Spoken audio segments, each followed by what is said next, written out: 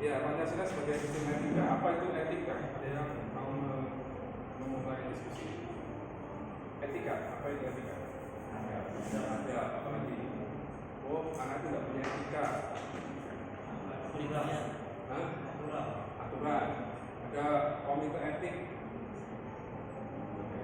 Ada kode etik. Ada komisi disiplin. Kalau PSSI itu ada komisi disiplin. Kalau KPK itu ada komisi etiknya. Hampir semua organisasi punya kode etik. Kira-kira etik itu apa? Dikaitkan dengan Pancasila sebagai sistem etika. Apa? Etika itu terkait dengan apa?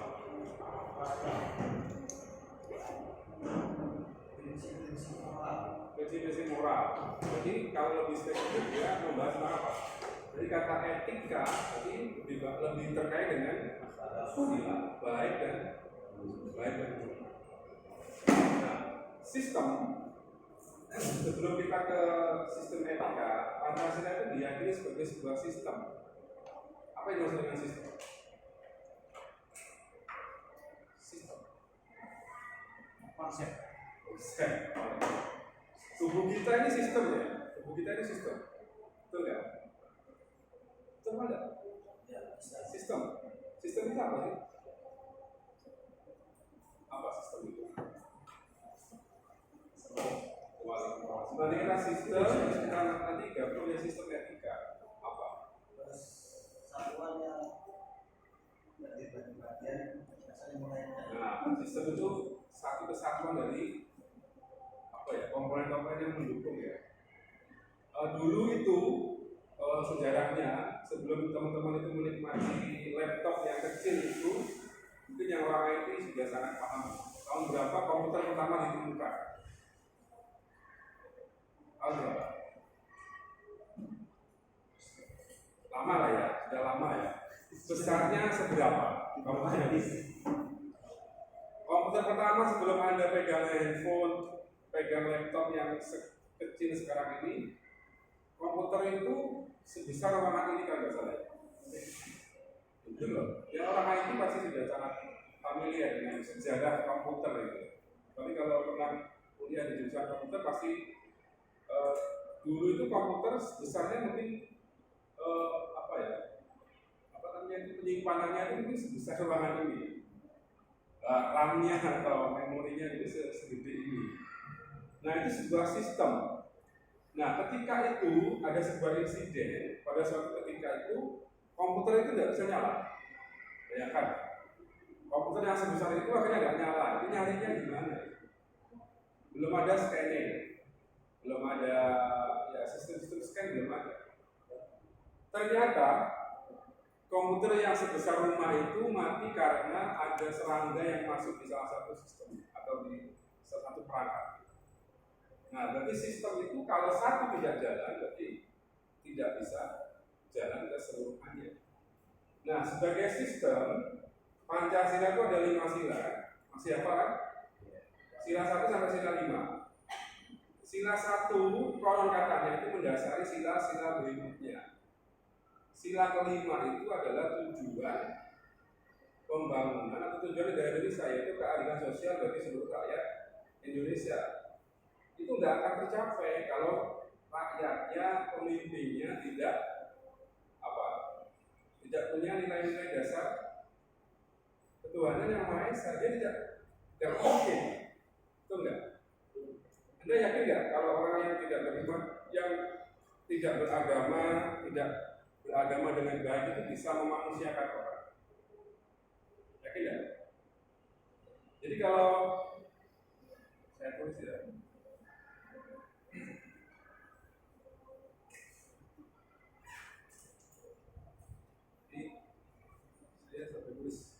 jadi sila 1, 2, 3, 4, 5 itu dia mendasari gitu. Jadi kalau kita buat undang-undangan, dia menjadi seperti ini ya.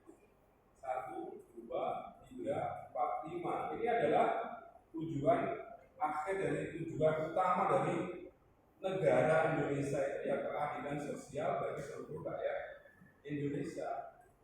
Ini tujuan ultimate-nya, ini tujuan utamanya itu adalah keadilan. Nah syaratnya apa?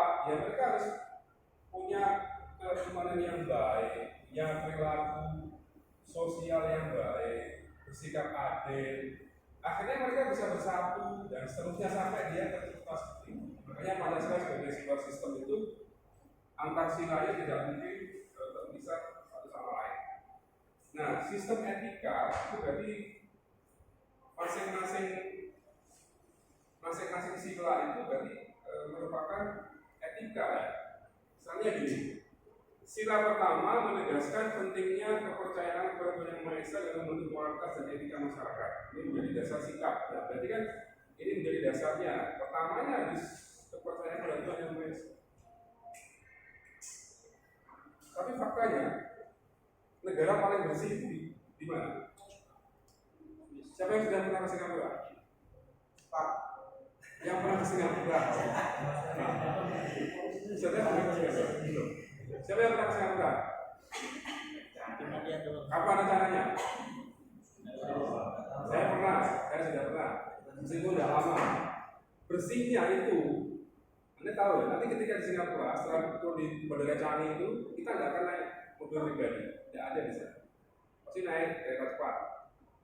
Di kereta itu, kalau ketahuan minum, dendanya berapa dolar? $1.000.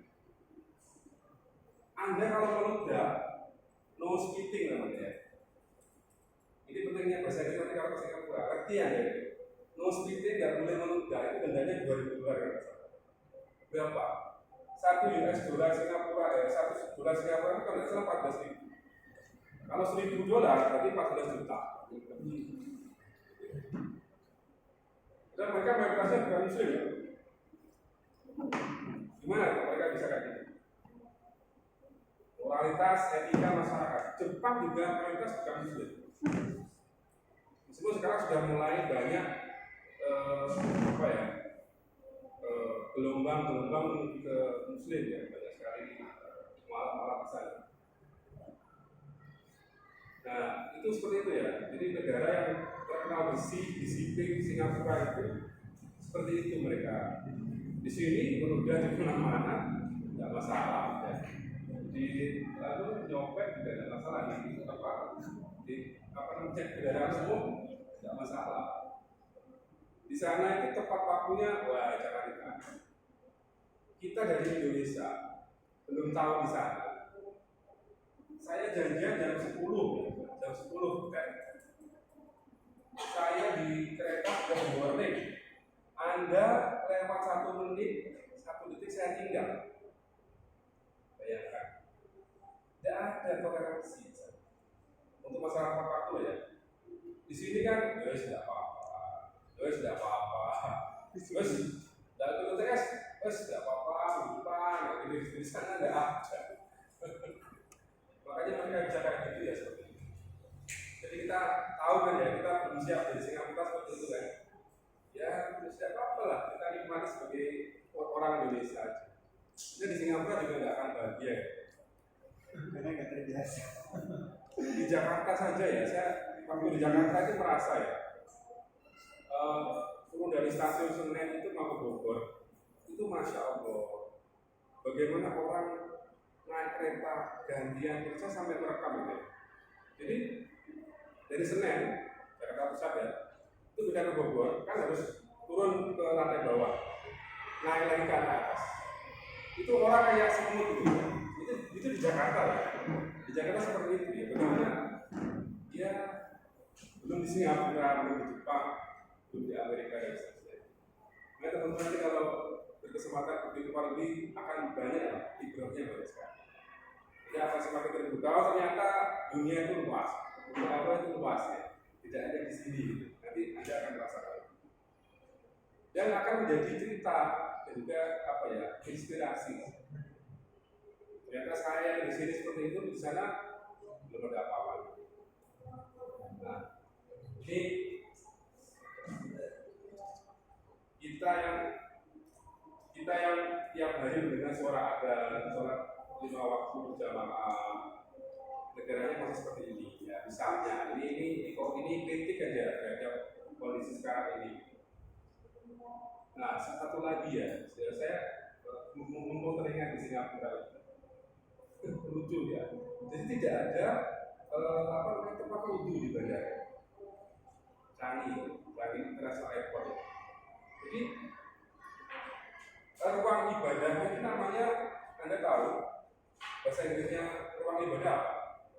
Paling ini ya, paling room ya, paling room. Ada maksudnya.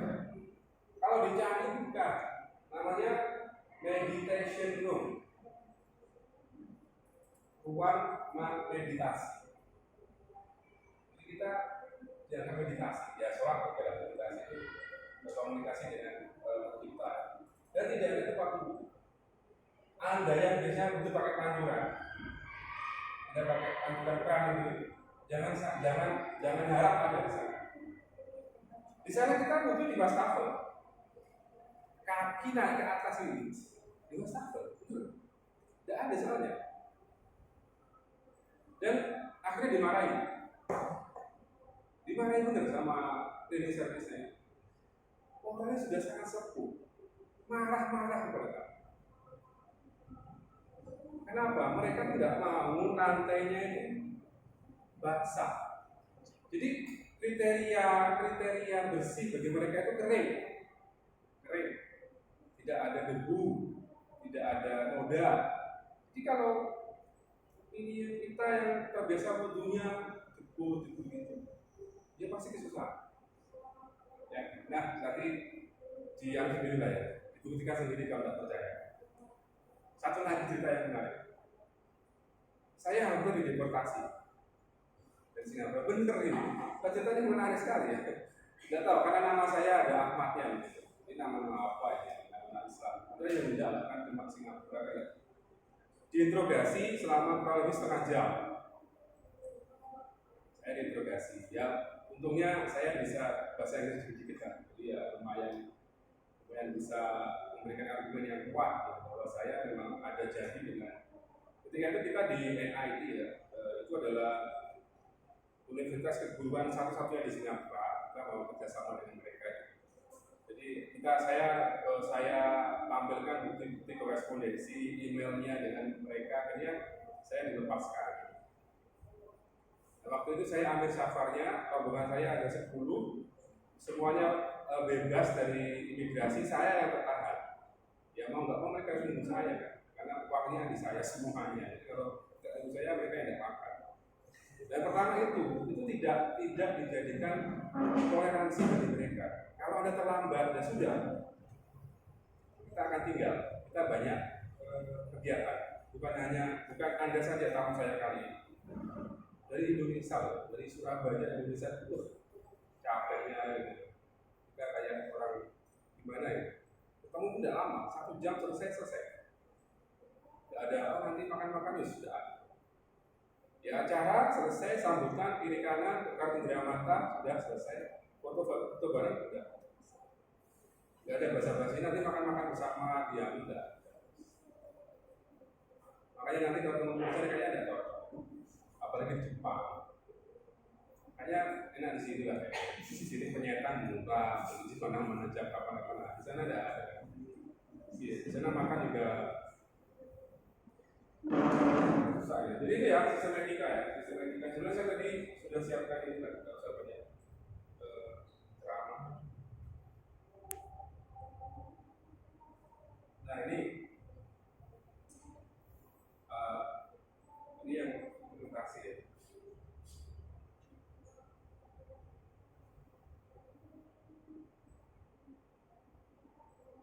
Nah jadi sila pertama, ini sila kedua.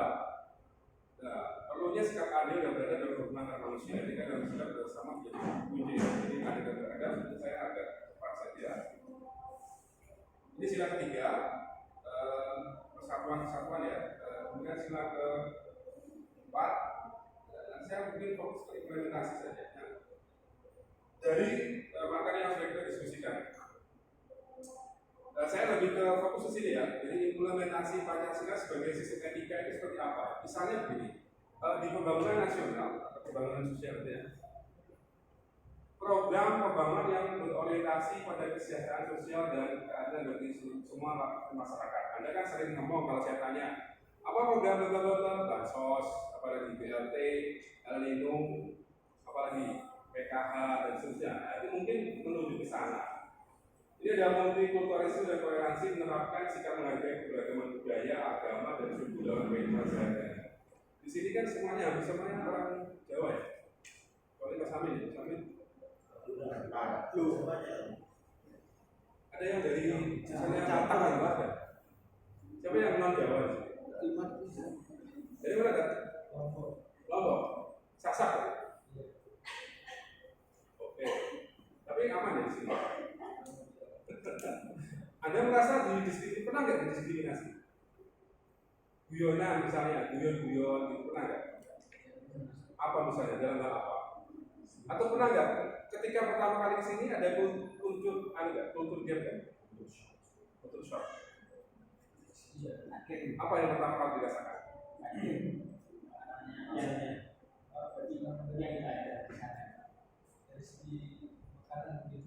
Makanan kenapa? Bedanya apa di sini dan di sana? Ya udah di Lombok itu makanan juga eksotis-eksotis paling.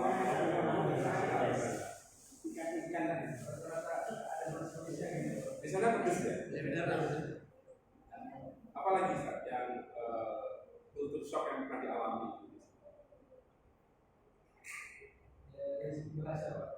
Dulu belum bisa bahasa Jawa, sama sekarang. Sekarang sudah bisa, lumayan. Tapi menurut Anda orang Jawa itu seperti apa? Ini POV-nya orang Sasak. Karena di sini mayoritas akhirnya kamu nggak baik selesai gitu ya. Selesai. Budaya mana yang Anda belum, misalnya Anda ke Papua gitu, berani ya? Siap, ke Papua saudara. Jadi misalnya kertasnya, bisa ke mana? Ke Rafah aja berani, sama Papua nggak berani. Sama-sama ada KKB-nya ya. Awalnya tembak juga. Berani nggak kira-kira dakwah ke sana? Kayak teman-teman di daerah tua itu, teman-teman di daerah tua itu kan berani ya. Tapi kira-kira apa strategi Anda kalau ke sana itu apa? Dakwahnya seperti apa? Papua lah, pedalaman. Kalau Fak itu banyak muslimnya yang agak-agak Papua yang mana itu ya? Agak-agak banyak ininya ya. Kira-kira bagaimana? Kalimantan itu Dayak, Anda berinteraksi dengan orang Dayak bisa. Kalau orang Badui ini aman, kalau orang Dayak itu jalan terus orang Dayak kayaknya gitu ya. Itu kan nomaden ya. Mereka tinggal di hutan, di pondok-pondok kayak gitu. Gimana ya? Mereka juga kayak tidak beragama. Hah? Ya mereka kayak pagan ya kalau belum punya batuan. Ya, itu juga saudara kita ya. Nanti saya ditugaskan oleh Kaisar dakwah ke Dayaknya, berani nggak? Kan ada ya, mereka tinggalnya cari makan di hutan terus nggak pernah berhenti. Saya nonton YouTube-nya itu, dia punya anak 5 gitu. Anak yang kecil itu, anak yang bayi gitu ya. Anak yang masih bayi itu ditaruh di belakang, pakai gendongan itu, nggak pakai pampers dan sebagainya, nggak pakai, terus digendong kan. Tapi ya nggak apa ya. Mereka tidak sakit, tidak apa ya. Beneran nggak? Teman-teman kalau pernah nonton YouTube, jangan yang biasa sekali kalau Korea kan gemerlap sekali. Tapi kalau Dayak itu ya, eksotis sekali. Akhirnya mereka mancing, mereka nyari apa itu tumbuh-tumbuhan di hutan, bawa anak yang masih bayi gitu. Dan anaknya banyak-banyak karena ya mungkin tidak ada program mereka ya seperti itu ya. Sampai anaknya 5 itu dibawa berburu ke hutan. Nah itu gimana anda apa ini? Terutama mengajak mereka sekolah dulu lah. Yang lainnya mungkin sulit ya. Nah kemudian lingkungan hidup. Nah ini yang juga saya teruskan di budaya mereka itu.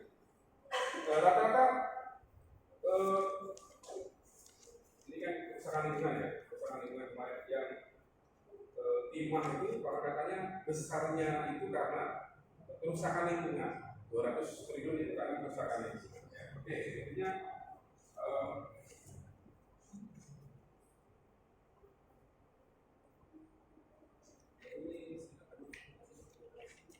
ini pendidikan ya, nasib. Nah, apakah teman-teman sudah familiar dengan kurikulum merdeka? Ini terkait dengan implementasi di bidang pendidikan. Familiar ya dengan kurikulum merdeka sekarang? KM. Apa sih menurut teman-teman poin utamanya itu apa? Gimana? Berpusat pada siswa. Berpusat pada siswa. Terus gurunya boleh santai gitu. Kan siswa semua, student center, gurunya bisa apa-apain. Guru sebagai fasilitator. Guru sebagai fasilitator, terus apa lagi? Guru sebagai motivator, guru sebagai kompresor. Ya kan kompres kan? Guru sebagai kompresor, karburator, yang kompresor. Nah, sebenarnya nanti di mata kuliah ini itu ada namanya profil pelajar Pancasila. Outcome-nya ini nanti ya. Jadi diharapkan kurikulum merdeka itu, KM itu, yang ada PP-nya itu, ini sebenarnya anak punya karakter Pancasila ini. Yang kelima sila itu nanti akan terwarnai di kurikulum ini harapannya. Meskipun faktanya ya kayaknya sih jauh banget dari api. Itu lebih banyak ke seremoninya. Ini kritik saya sendiri ya, bukan pendapat ahli. Nah, ini yang menurut teman-teman kurikulum yang sebaiknya itu seperti apa? Nanti kan Anda kan jadi guru nanti. Ya sudah tahu lah jadi guru yang seperti apa. At least Anda punya harapan. Oh, kalau saya nanti jadi kurikulum developer, bukan pengembang rumah ya, pengembang kurikulum. Di sini yang kurikulum developer siapa? Oh, timnya. Dari kuliah. Dari kuliah siapa? Ada. Tapi semuanya kan harus punya kemampuan untuk thinker ya, berpikir ke depan, mengembangkan kurikulum. Kira-kira menurut antum semua, kurikulum yang cocok untuk di Indonesia itu seperti apa? Berapa? 94 itu masih lupa saya. Kenapa itu? CBSA itu ya? CBSA. Teman-teman pernah dengar atau belum pernah ya? Ini kan lahir di tahun 2000 kata semua ya? CBSA. Ini saya pasti ingat ini ya. Ini namanya cara belajar siswa aktif. Saya malah lupa apa ini? Kornya bagaimana? Kornya saya lupa ya. Sebelum saya ya mengalami itu. Banyak pelatihan, banyak soal. Oh gitu, drill gitu ya. Dengan siswa itu aktif, ada interaksi sama gurunya. Cara belajar. Oke ya, terus kalau bisa saya nampak jelas ya. Kurikulum Indonesia itu ada namanya CBSA, terus ada kurikulum apa lagi ya? KTSP itu tahun 2009. Ya, agak sekarang ya. Sebelumnya itu kurikulum apa ya? Terus ada K13. Sekarang Umer. Yang ini apa ya? Yang lama-lama sudah ya. Kurikulum tingkat satuan pendidikan kurikulum 13 kurikulum merdeka. Ya, itulah negara kita ya.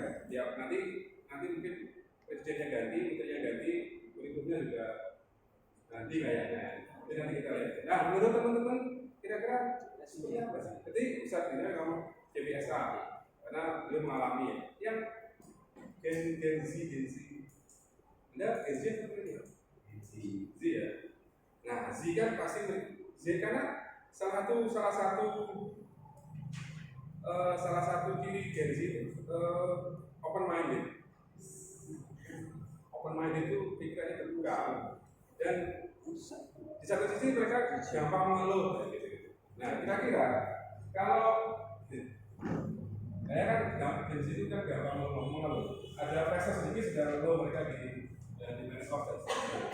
Nah, kalau open minded plus apa berarti ya resiliennya rendah ya, kira-kira apa model pendidikannya apa saja kalau Gen Z itu kan open minded, mereka open minded, mereka bisa menerima hal-hal baru, tapi resiliennya enggak, daya ketangguhannya itu mesti dipertanyakan. Misalnya dapat pressure sedikit, gampang halo, kemudian posting di sosmed, isinya apa, komplain dan seterusnya itu, berat sekali gitu. Kira-kira apa tadi? Pakai itu apa kurikulum Atau merdeka. Gen Z atau Saya lahir tahun 2000. berarti masih Z ya? Masih Ada 99. Gen Z kan milenial.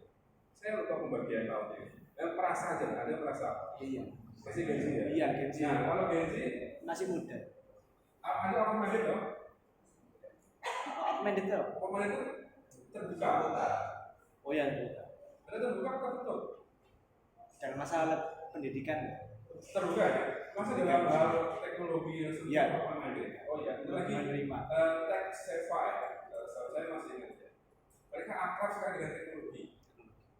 Kalau milenial, Gen Z gitu ya. Open minded, tech savvy, tapi resilient. Konon katanya penelitian menunjukkan mereka punya resilient yang rendah. Nah, Anda sebagai kurikulum developer, kalau kita lihat di sana, kita butuh etika, etik, sama kondisi anak-anak milenial seperti ini. Kira-kira apa yang Anda tawarkan? Proposing kurikulum apa? Kurikulum merdeka. Kurikulum merdeka. Kalau mau merdeka, Anda sudah sangat menguasai kurikulum merdeka. Etikanya di mana? Sistem etikanya di mana? Itu saya berkaitan dengan yang suka mengeluhnya. Karena kan di kurikulum merdeka itu ada semacam kebebasan dalam belajar. Lalu ada banyak kreasi-kreasi dalam belajar. Seperti kalau dalam kampus itu yang saya tahu itu ada pertukaran mahasiswa, lalu ada seperti pembuatan lomba-lomba seperti PKL gitu. Teman-teman di sini boleh nggak misalnya di ISMA gitu? ISMA ya? International Indonesian International Student Mobility ISMA. Seperti PKL. Pertukaran bukan. Teman-teman nanti kalau lolos itu bisa kuliah 1 tahun di luar negeri. Boleh nggak ya? Kayaknya Maksudnya saya menginformasikan bahwa di perguruan tinggi itu banyak program yang bisa diikuti oleh mahasiswa. ISMA itu 1 tahun. Ada kampus mengajar. Ini ada kampus mengajar. Kalau kampus mengajar lokal, misalnya Anda diterima di program KM, kemudian mengajar di luar pulau misalnya. Tadi yang saya bilang di orang-orang Dayak, misalnya orang-orang Badui, orang-orang Sasak, gitu. Boleh juga boleh. Ada saya coba angkat lagi urusan haji. Ya biar tahu luar negeri itu. ISMA nanti ke Amerika misalnya 1 tahun. Apakah Amerika mengubah akidah Anda? Apakah Jepang mengubah iman Anda? Pastilah. Benar ya, Hong Kong, Taiwan. Bahaya. Makanya kan ujian nyatanya kan di situ kan. Iya. Kalau di sini aman, ada satu frekuensi, ada satu lembaga. Jadi ujiannya kayaknya ujian diri lah. Kalau di sana kan ujian diri juga ujian dari luar. Ujiannya harus bener loh itu. Ujiannya harus 1 tahun loh ya. 1 tahun itu berubah banyak hal. Kalau teman-teman sering nonton apa ya di reuni itu orang sebelum belajar TKI atau TKW yang berangkat ke Hong Kong misalnya. Jadi sebelum merasakan air di Hong Kong itu perubahannya berasa sekali. Oke, ada lagi yang mau menyampaikan dari Ustazah yang saya concern sekali dengan parenting dan sebagainya. Mungkin saja ada yang mau disampaikan. Kurikulum kita itu sebenarnya harusnya seperti apa sih? Karena tiap 5 tahun itu selalu ganti-ganti kurikulum. Biasanya yang tidak terlalu banyak terpengaruh itu ya kalau pesantren, itu terus terserah kurikulum negaranya mau diubah seperti apa, mereka punya kepercayaan diri yang kuat bahwa ini adalah kurikulum kami. Ya meskipun ketika program adalatnya atau persamaannya mereka ikut pemerintah, tapi kurikulum utamanya mereka nggak akan diubah. Misalnya pada pesantren yang salah itu kan ya seperti itu, masih ngaji pakai sorogan, kelasnya pakai ya sederhana seperti itu, tapi tidak tergerus oleh zaman. Nah, apakah seperti itu kira-kira?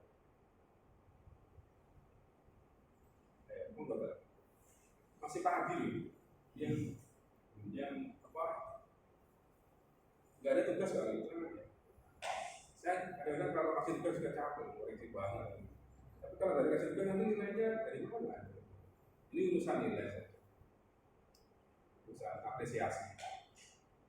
Ya, belum ada ya, kurikulum ya. Sementara itu pemerintah dulu ya. Nah, yang poin kedua ini, poin berikutnya, hukum dan keadilan. Nah, ini ada yang mempertimbangkan etika di bidang hukum dan keadilan. Yang terakhir ya kemarin ya, bagaimana seorang anggota MK yang dikenakan hukuman etik berkali-kali.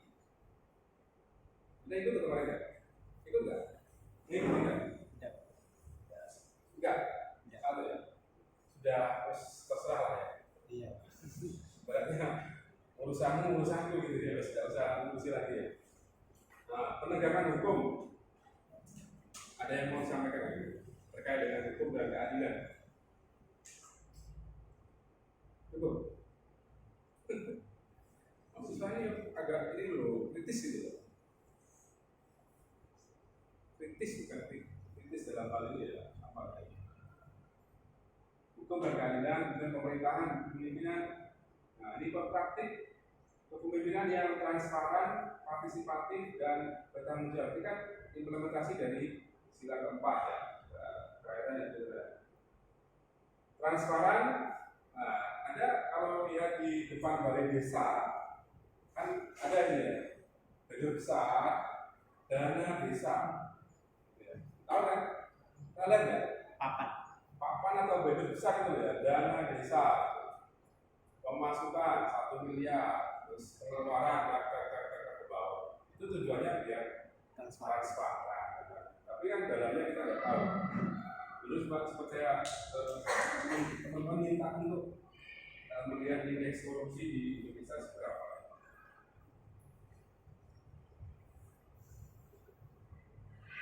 Nah, di bidang ekonomi dan seterusnya ya.